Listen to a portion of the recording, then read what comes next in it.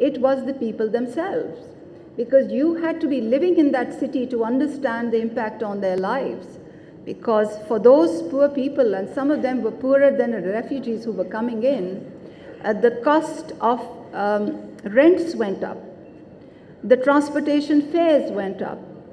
The labor costs came down, so they were earning less because Afghan refugees would offer themselves for much less. Their business space was crowded out. The children had less opportunity to go to school. They had to endure much longer waiting lines.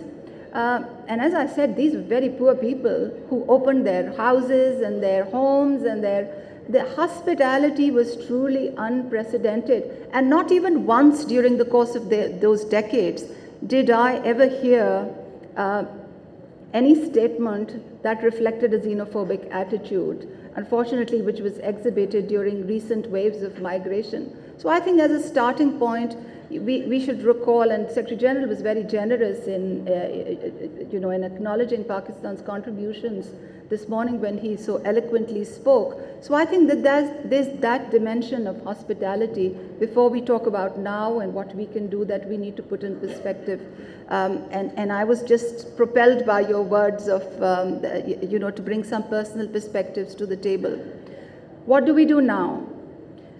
And I think that there is also a tremendous opportunity for us to assist, but in a slightly different way, because we're talking about repatriation, we're talking about them going, but there has to be the pull factor there. They have to go back to something that's worthwhile. And I completely hear you, and I completely, because the word of peace is resonating loud. So peace brings investments coupled with the government's ability to accrue benefits equitably will create the job opportunities, and that will make it worthwhile for the Afghans on our side of the border to go back, and that's accepted. But what is it that you can catalyze for the bottom of the pyramid? And that's where the Pakistani experience these days can come into play quite significantly.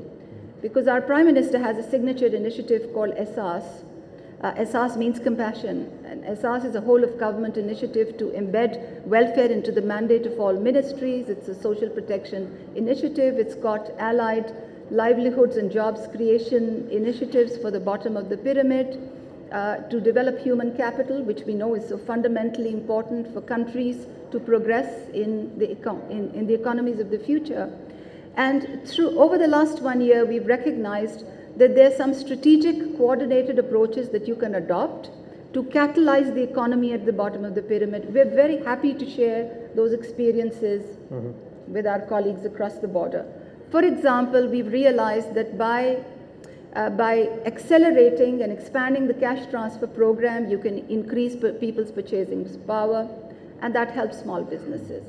For instance, we have come to believe that with some of the experiences that we've had with graduating individuals out of poverty, with some of the randomized controlled trials that we've conducted over the last couple of years, and the evidence that has shaped our policy around the graduation of very poor individuals at the base of the pyramid, we've come to understand how to combine asset transfers with interest-free loans with skill building.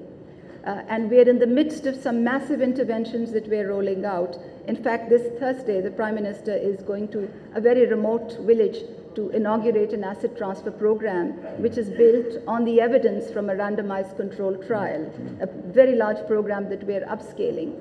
So these are the two pillars that we think are very catalytic for, for inclusive economic opportunities at the base of the pyramid.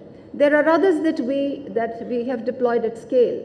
For instance, the combination of financial and digital inclusion and what it does for economies at the base of the pyramid.